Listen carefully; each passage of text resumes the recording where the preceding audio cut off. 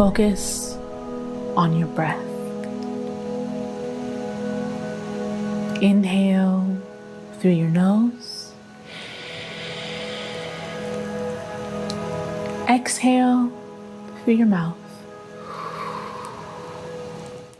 Did you feel the restoration? Would you have done that during a regular day? With mounting piles of work, I find myself being led further and further away from practices that keep me grounded, like breath work, reading, and meditation, along with tending to my plant babies. I recently propagated my Monstera deliciosa Emezi, and I have yet to name the prop. Please leave a name suggestion for me down in the comments.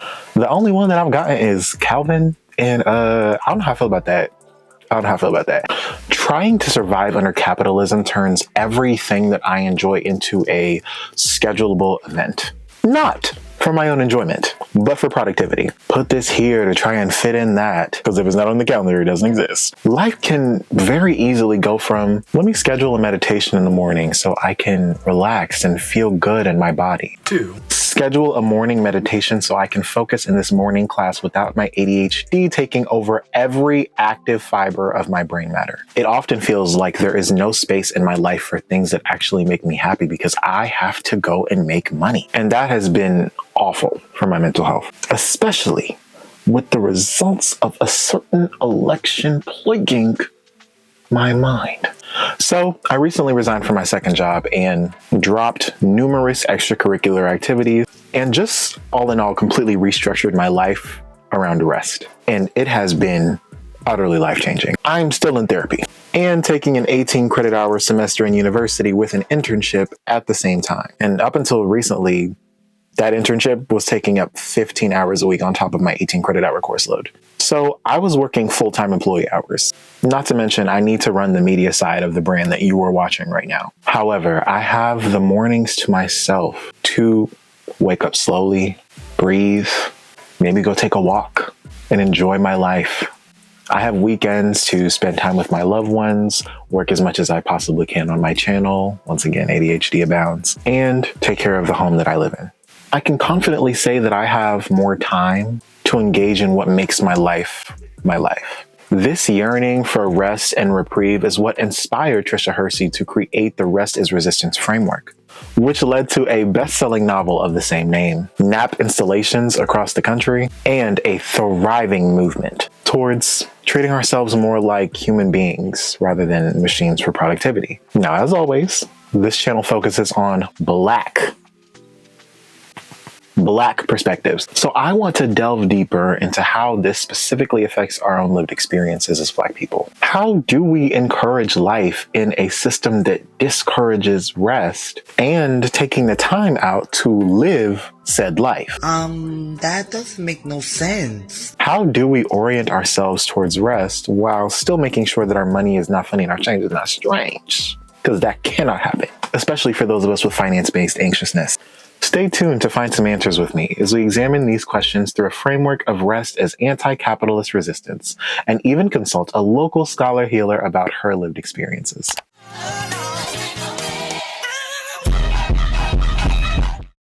Since we're examining through a framework of rest as anti-capitalist resistance, let's familiarize ourselves with what this lens even is. Rest is revolutionary. Self-care is revolutionary. Why? Do you know why? I know why. Do you know why? And if you don't know why, do you know why you don't know? It's because of disability. Disability. Oh, well, it's Black History Month. We're not talking about that disability shit. Yes, we are. I am. The majority of the people you're talking about this month have a disability. Did you know that? But I digress. The reason why self-care was revolutionary is because of Audre Lorde.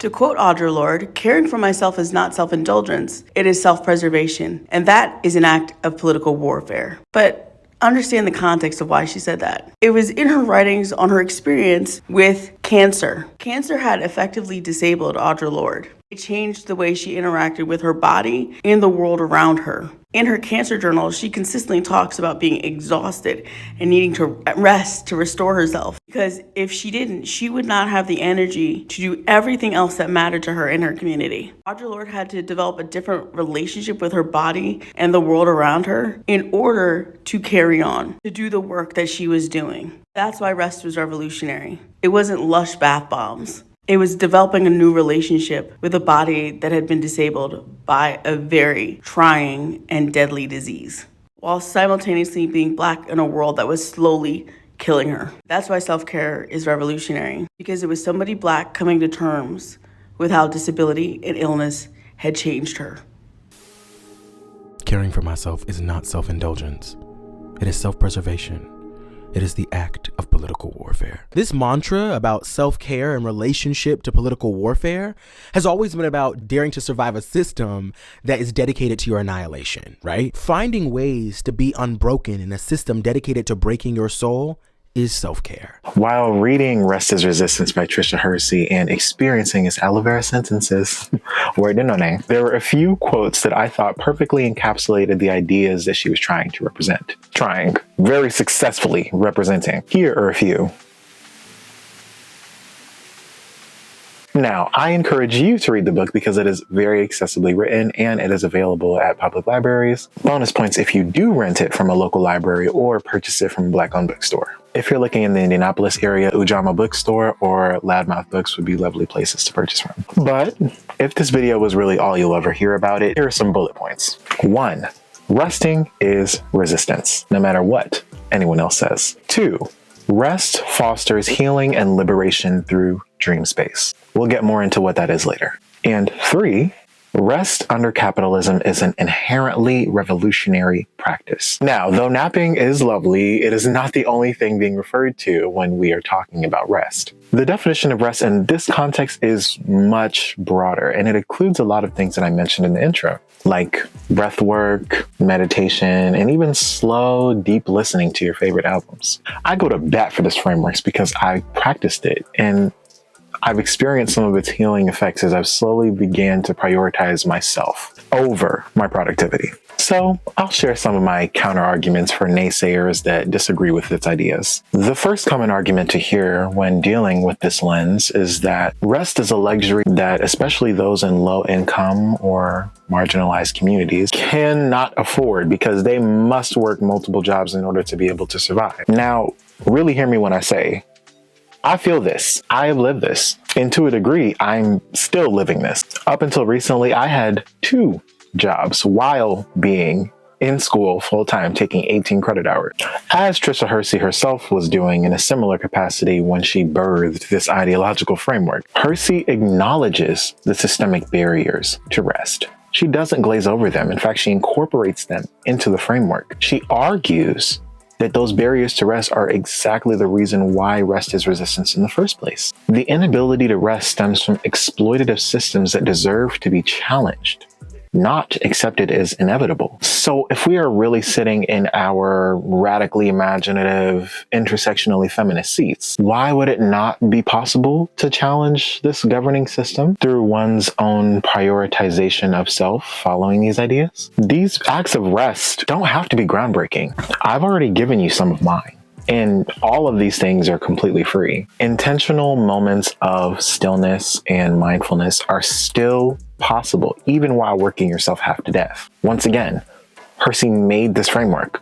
While doing so, I've had my still and mindful moments while working myself half to death, and they were rejuvenating. If the ultimate goal is not only individual survival under capitalism, but collectively action in order to dismantle the system completely, Hersey's vision, including advocating for systemic shifts like fair wages and reduced work weeks, which are a part of the Rest is Resistance framework, would make rest even more accessible to all people. Why would this be classified as inaccessible again? Another common argument for this framework is that it is completely impossible to adapt because productivity is necessary for personal and societal advancement. Projecting hustle culture risks stagnation and irresponsibility and all of this other bullshit that I don't agree with. Here is where I ask us to redefine what exactly productivity means to us as people who care about creating a world in which we can honor our bodies, minds, and spirits. Hersey challenges the narrow definition of productivity as solely constant work. She argues that true progress requires creativity, critical thinking, and well-being, all of which are nurtured by rest. The narrow definition of constant toil leads to burnout. And it's something that I've experienced already multiple times in my very short life of 20 years. Rest ensures sustainability, and it helps people contribute more meaningfully to society. You can go ahead and cite my upload schedule as a source on that one. Enough about me though. Stay tuned for the third most common argument after I tell you how you can make this specific labor that I love, making videos on YouTube, more sustainable. By joining my Patreon, you'll get hours of exclusive behind-the-scenes content, early access to videos, and shoutouts in every new project. If you prefer a smaller, non-subscription way to support, you can buy me a cup of tea on Buy Me a Coffee. It quite literally helps fuel the channel. And if you're here often, consider becoming a YouTube member for custom perks and video shoutouts, or coordinating a bigger donation by emailing me at the contact in the description box. If you can't support by any monetary means, like and subscribe and follow my pages on Instagram and TikTok. They're linked in the description and pinned comment. Shout out to our newest patrons. And here's a shout out to the patrons because they're so great and they fund all the things on this channel, so you should become a patron. Jesus F. Big love to Jesus. Ilya, Santia Rajasabesan, Rainbow Pervert, and all of the other wonderful patrons in this community. Check out the links in the description. Thanks in advance. The third most common argument that I see normally from older individuals is that encouraging rest might lead to laziness or some form of entitlement, undermining work ethics and discipline. For Black folk, being bummy. For one, laziness does not exist. Oh my goodness, the way that book freed me. Shout out to Dr. Devin Price. In his book by the same name, Price presents the idea that laziness is not a moral failing, but a misunderstood signal to reassess priorities and personal limits. Sound familiar? Perhaps like something I talked about at the beginning of the video? Do you want to know what I was called while working 2 jobs, taking an 18 credit hour semester, and not prioritizing myself, leading to severe burnout and overwork? Lazy. I remember thinking, I'm about to beat this bitch up. To my face at that. On a separate occasion, I was told that my work lacked effort by a supervisor, even though that work was taking up all of the dwindling effort and energy that I had left after trying to knock out everything else. There are many contexts in which this argument could just be considered ableist, especially for those who are not neurotypical like myself or those that are not completely able-bodied. So please, just don't with this one. This also applies to other neurodivergent people speaking to neurodivergent people with differing mental capacities than that. Please check your privilege at the door, girl. Ain't nobody got the patience. I'm so sorry. I'd also like to say that a healthy work ethic does not require constant, laborious work. The less that I have worked in a manner that has not served me, the more work that I've actually been able to do. Rest actually enhances discipline by fostering balance and promoting better decision making. Not to mention, the label of laziness has often and historically been weaponized against marginalized people in order to justify exploitation, which is why it's so tiringly annoying for me to hear this perspective from older Black individuals specifically. Hersey reframes rest as a way to reject this dehumanizing narrative, and I agree with her there as well.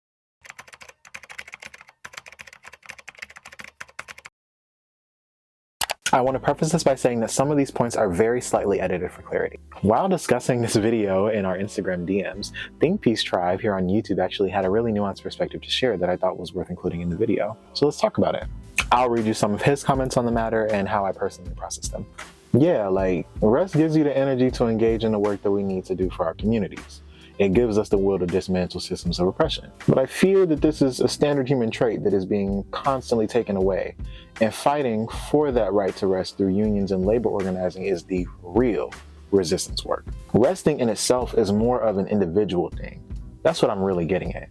I was talking to one of my YouTuber friends, Olu, online about these comments and how they really stuck with me while I was filming for this video. And they brought up this concept called sheet caking in reference to Tina Fey during an SNL skit, in which she basically, and let me just go ahead and check my notes here, conflates protesting white nationalists in Charlottesville with eating a sheet cake for self-care during said SNL sketch. I would urge people this Saturday, instead of participating in the screaming matches and potential violence, order a cake with the American flag on it, like this one, and just eat it, Colin. I simply don't agree that the rest is resistance framework can be compared to this sort of empty action. As we've already discussed, resting has direct revolutionary consequences. And based on what we've already talked about, I just don't think it's fair to dismiss it by implying that it is fake resistance work. Before we move on, we've already had some clarity on what this movement is, so let's go ahead and expand on what it is not. I know some of you clicking on this video would be like, oh, like this is sort of the I don't dream of labor movement. Well, yes and no. Though both of these ideological frameworks share its critique of capitalism and grind culture, a reimagining of identity and purpose, and a focus on systemic change. There are key differences that make the Rest is Resistance framework more powerful to people like myself. For one, Hersey has created a framework with deep cultural and historical context. Rest as Resistance is rooted in the communal legacy of slavery and anti-Black oppression. In fact, Hersey explicitly frames Rest as, and this is a quote, a means of reclaiming stolen humanity and agency, whereas the I do not dream of labor movement is more general, broadly critiquing labor systems without any sort of focus on one cultural narrative.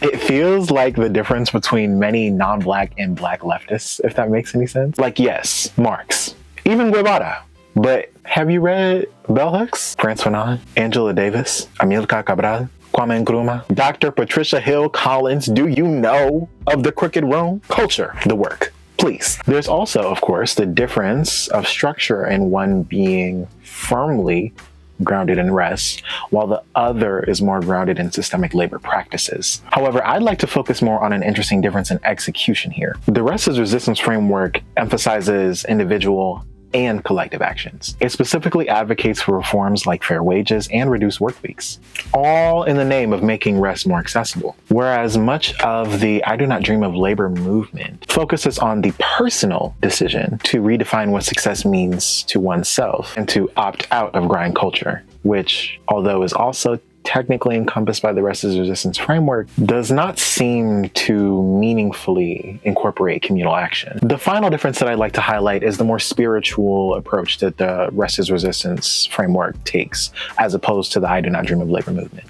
I do not dream of labor as a movement was and is secular, which definitely aided in the sort of national push that it received. Because of its generality, there was a lack of specific philosophical or spiritual framework. Well, actually, there wasn't that much of a framework at all. It was mostly, people sitting at their room talking about something, girl, I don't want to fucking work, which, also valid, but, Speaking to the longevity of movements like this, I think that the I do not dream of labor movement was unsustainable, which is why you don't really hear about it anymore. While in conversation with Olu Online, they summarized my key issues with the movement in 2 points. The first being the notion of freelancing or entrepreneurial hustling as a solution to escaping labor. Baby, that is a flawed rebranding of grind culture under capitalism. You tried it. Their second point was that the fatalistic view that escape from labor is impossible, which many espoused in their videos following the trend,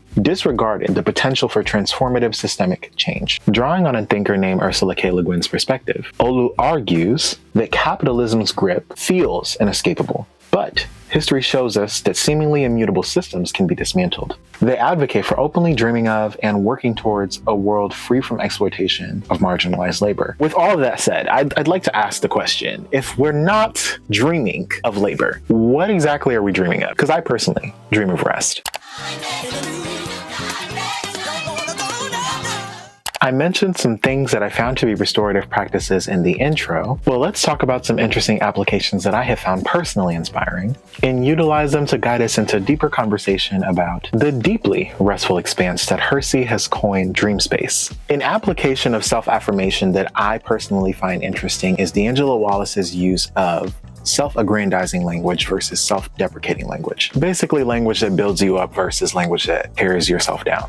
For example, he'll constantly be making jokes about his out-of-this-world beauty, talent, or ability instead of making fun of himself in a weak attempt to garner a laugh. This may not seem that important, but this is radical, considering that we live in a world that wants Black people to believe that we are lazy and unable to perform at as high of a level as other more favored races might. Veritas Joe does the same thing, however in a slightly more edgy way in terms of humor. Big shout out to them. In the same vein, Hey Friend Hey introduced me to a concept called a creative visualization through the Friend Zone podcast, which you should listen to. In a creative visualization, one uses their imagination to create vivid and detailed images of desired outcomes for their future in their mind. Focusing on individual senses and the way that they interact with the environment that you're imagining is very helpful too. Like smelling the plug-in air freshener in the home of your dreams, or the noise of your fingers hitting the keyboard as you are typing up the script for your next new YouTube video that is going to do insane numbers and favor the algorithm, while catching the attention of the people that inspired you. Now, this can sound very hippy dippy, woo woo, very much new age. However, it has worked for me. In fact, this YouTube channel that you're watching right now was a creative visualization come true. Now, you might be new here, but if you're not, you may remember that FD Signifier was the person that gave me my first shout out, that gave me my first really big bump in subscribers. And that little like YouTube creative visualization example that I just gave you was exactly how he found me. Getting deeper into this concept and giving us more language to talk about it is important to me. It is why I love the idea of a liminal space in the Black feminist radical imagination. A liminal space in this context refers to a metaphorical, physical, or conceptual threshold where transformation, reimagining, and the questioning of dominant structures occurs. Tricia Hersey's language around a dream space or spiritual practice in which one, during rest, can imagine and live a bit more of a liberated world was insightfully impacting to me. Akwaeke Emezi provided language for this through their book Freshwater, in which the main character exists as a Nigerian Obanje, cradling Western and Nigerian spiritual realities in one body. Their work challenged binaries instilled in many of our socializations, like human or divine, male or female, or honestly even alive or dead, while aiding in imagining new possibilities of being beyond societal constraints of who other people think that we can be. Like, for example, fully rested under capitalism. Dr. Patricia Hill Collins explores this sort of liminality through a concept that she calls the outsider within, which allows Black women to critique systems of power and experience rest from a vantage point that other people simply cannot access because they are not Black women and do not share the similar identities and experiences held in common by those who are. Here's a lovely example of a dope Black woman resting in her own way. I grew up playing piano, so every time I would practice, that would be a form of meditation. And I didn't realize it until I started doing just like silent meditations.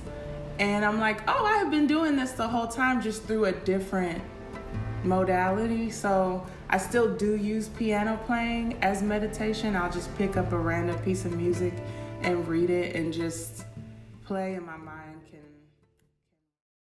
The idea of a liminal space can be far-reaching and quite confusing to implement. So I spoke to healer scholar Dr. Maria Abegunde to get a better grasp on the subject. Rest, I think of it as rest and refusal, is the practice, because in order for me to do that work and to offer healing in community, I have to always take into consideration that I have to, in fact, create an internal space, which is also liminal, that in-between space, right? And that in my home space, whether that's my garden or my community, where I get to rejuvenate myself from the work that I'm encountering every day and the work that I actually do research and talk about, or that we are living in at this moment. The challenge is actually making the commitment to creating such spaces. The ability to make the commitment is seen to be too large, right? What does it mean when one chooses, in fact,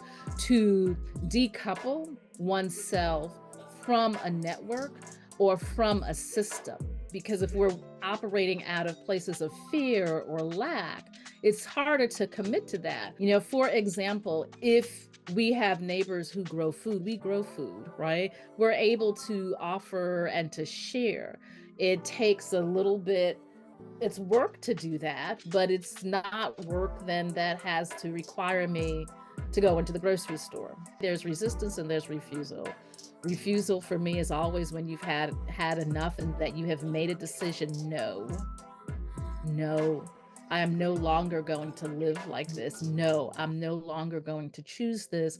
But that comes out of some really deep thought by yourself or with other people who are willing to help you think through the consequences and the alternative ways. This is how I practice in community, right? It's not necessarily how everyone else does, but it is a practice. It's a commitment to live in this way. Somebody with a doctorate in Africana studies is speaking. After hearing those gems from Dr. Abegunde, let me let y'all get some of the answer to this question of how to cultivate rest and joy in these specific circumstances. Straight from the source. Like, I'm getting to the space because I'm burnt out. I've been doing too many things and it's no longer sustainable for me to do, especially with the way that I want to continue growing as a person. But how do I speak to someone else that is in this space for perhaps a different reason? Tricia was in a somewhat similar space, but she was a mother, she was in school, she was trying to balance all of these things at the same time. What do you have to say as someone that has already reached that point and has like built this sort of community around themselves in order to be able to rely less and less on the system and continue to refuse and like grow in your refusal to conform to these systems or to participate in the system? So what I invite people to do is to literally sit wherever they are, like not to move, to take a moment. And the moment could be a minute, a month, right? Whatever it is, but to sit down, literally just sit yourself down and to look around, right? To do a 360-degree turn to see where you are in the moment, what is before you, what are the sides of you, and what is behind you, right? And really starting with what is behind you, like what it is that you were thinking that you need to leave behind in order to get to what is in front of you. So the invitation for me in working with groups or individuals is to say, don't be so ready to actually move when you have arrived or when you are trying to arrive, to literally be still. And that's that stillness that you enter, whether that is through breathing or being able to focus, like literally rest, right? Because the resistance as part of that is to say, no, I am not going to move so quickly. I'm going to commit to a slowness. I'm going to commit to looking at a tree leaf. I'm going to commit to listening to my own breath, even if you are running past me. Of course, if like 10,000 people are running, then you run with them because there's got to be a reason, right? But you want to be still enough to begin thinking about why you are making the decisions you are making, how you are making them, and what are the things that no longer serve you. And some of this may come about at certain ages, but if you're at that stage already, sit with it for a while and actually appreciate it and give the moment gratitude so you can hear what you yourself are asking yourself to do. Sort of like taking a moment to deeply acknowledge why it is that you feel like you need to change in the first place. Absolutely. And you have to do that at each step. That includes thinking through what are the things that you are willing to let go of, knowing that there could or could not be consequences with them, right? Who is part of that? I think it's one of the most difficult parts of change and transformation is that we are hurry, even in our rest and even in our wanting to slow down because we want to get to the next level, but we have to plan. And that space, which for me is liminal, where there's nothing, right? There's no past, there's no future, there's only the possibility. That is the space where you want to literally be cocooned, right? Where you literally, it's like it's being in a womb that you yourself have constructed, right? And so we think of birth and birthing, that space, like if we begin to think about it, how we are birthing ourselves, right? Or rebirthing ourselves, that we construct in for a time period, a womb, if you may, where we can rest, where we can be nourished, where we can feel as if that we have some semblance of safety. And that may be asking people that you know to help you create the space. It may be asking the land where you are to create that space. It may be coming into an agreement with your ancestors to create that space and to not be pushed into making a decision about anything, including who you're going to be at the next moment when you step out of that space. Isn't she lovely? Yeah. But another author that has very critically influenced how I practice my own joy is nationally acclaimed author and Black Indiana resident, Dr. Ross Gay. Can't say everything bad come from the Midwest, now can you? His book, The Book of Delights, The Book of More Delights, and Inciting Joy, which I'm reading right now, have all pushed me into deeply contemplative gratitude practices that have been super restful and super joyful. They require me to more slowly and deeply engage with my life. And that is something that I really love about his writing. And I'm snatching his techniques to get me some, because the world is trying not only me, but us. Some other sources that have helped me in centering joy and rest have been through social media. My YouTube faves have been my YouTube coworkers and mentors in real life. Evelyn of Evelyn from the Internets, Hollis of Hollis.mp4, Unk of FD Signifier, Lonnie of Think Peace Tribe, Jasmine of Julesy, Kimberly Nicole Foster of For Harriet and Kimberly Nicole Foster 89, Oliver of Ollie-Over, Tayo of Colormind, and Jonathan of @HeroesEffer. Instagram accounts like Every Nigga Deserves, The Frolic Culture, @SoCuriousCo run by Justin Shields, Tricia Hersey's In That Ministry, Mitchell of @MitchellC.Clark, and Black Foragers Alexis Nicole. Also @BlackArchives.co, because I like looking at old pictures of Black people. They remind me that it is possible for me to survive anything that an oppressive regime throws at me. And that gives me a sense of peace, albeit warped. This is a way in which we can encourage life and let go enough to allow ourselves to, well,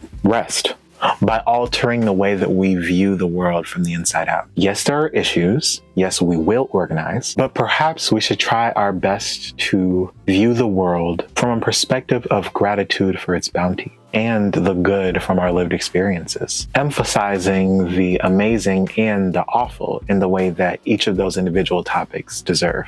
Human beings have a tendency to focus on the negative, and I just think that we should treat each topic with the respect that it deserves, including joy. While we're on the topic of ways to center rest and joy, I'd like to bring up a term that brought me some reprieve while researching for this video. Complex identity. It's basically the idea that one need not put so much emphasis on who they are as a working professional rather than who they are as a person in terms of their passions, attitudes, and life goals. The holding of a more complex identity is something that I first personally encountered while studying abroad in Spain. All scholarship, not too much. And the people that I met in Alcalá de Henares would never lead with what they did for work in an introductory conversation. In fact, many times they would never even mention it during the conversation. I actually asked about this happening because it was just such a large culture shock for me, and was told nearly verbatim that it just doesn't matter that much. Imagine living under the US brand of capitalism and hearing that response. Now, granted, this isn't a country that grants its citizens, for the most part, basic human rights like universal health care, robust paid leave, universal child care, and things like such as, but you get my point. Just try decentering work, even in casual conversation, as a means to center your own rest and joy. Just try it.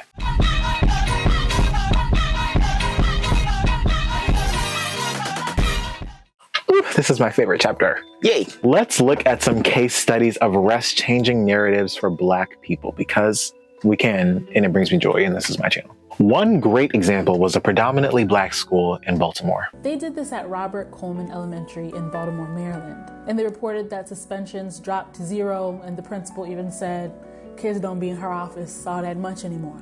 The video documenting this was released by Evelyn from the Internet in 2020, but I checked up on the program at the school and it's still going very strong, with writers over at Upworthy updating a 2016 article to say that the program, funded by the Holistic Life Foundation, has actually been expanded. The same kids now not only rest through meditation, but through community engagement, helping to clean up local parks, build gardens, and visit nearby farms. Farms! Meditating little kids in Baltimore. That experience can be contradictory living in that place at times. Those children understand liminal spaces, even if they don't know it yet. Hersey's own experience after creating the Rest and Resistance framework is proof in itself. As she herself states, the framework saved her life. She had been a mother in graduate school, struggling on a stipend that was basically non-existent, with little to no support at all. Hersey credits small, consistent, restful action with saving her from death by, well, stress and exhaustion, which is a very real thing, by the way. My own experience with rest has been transformative for my life as well. I already told you about how I was able to find the clarity and inner strength to reprioritize myself, and I credit that to forcing time into my schedule to rest.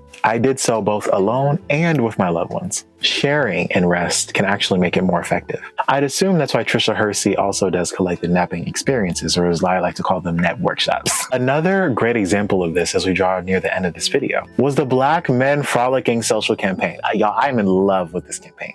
The Black Men Frolicking trend emerged on social media platforms like TikTok in mid-2022, featuring videos of Black men joyfully skipping and playing in open fields, parks, and other natural settings. This movement, often tagged with hashtag Black Boy Joy or hashtag Black Men Frolicking, highlighted Black men's expression of freedom and joy, even with raised concerns about safety and accessibility, due to the potential for the misinterpretation of their joyous actions as something dangerous. Because apparently skipping is also threatening when doing so in a Black body. The trend began with a video by TikTok user @TheSadOptimistic, where he gleefully announced, "I'm about to frolic." Oh my God! I'm frolicking! I got on a pink shirt! This video inspired many other Black men to share their own frolicking experiences, contributing to the trend's virality. Many Black men reported positive effects to their own mental health and peace because of the trend, and that's what we should be focused on. We already know, because of the system that we live in, that writhing in mental agony can push one into revolutionary action. It's happened historically. In this certain time, I am a person who believes that intention matters. And I want to engage with the work that I do in my community well rested. This is not to discredit the work that was done in a state that was not well rested, but I want to engage in work well rested. The somewhat minimal but continuous effort of singular people have historically had very large impacts on the freedom of many. And I urge everyone watching this video to remember that as you get up and go about your life. With that, I have victoriously completed another YouTube video. Subscribe, like, buy me a tea, go be a patron, and everything else that the algorithm requires that I say to you. Until the next one, bye. Even though God's still working on me, still that little overworking spirit in the back of my mind. Just, but what if I worked a 16-hour workday? Framework, in order to be a framework, has to have a framework. That's why we call it a movement instead of a framework. Locked in, tight like a booty hole.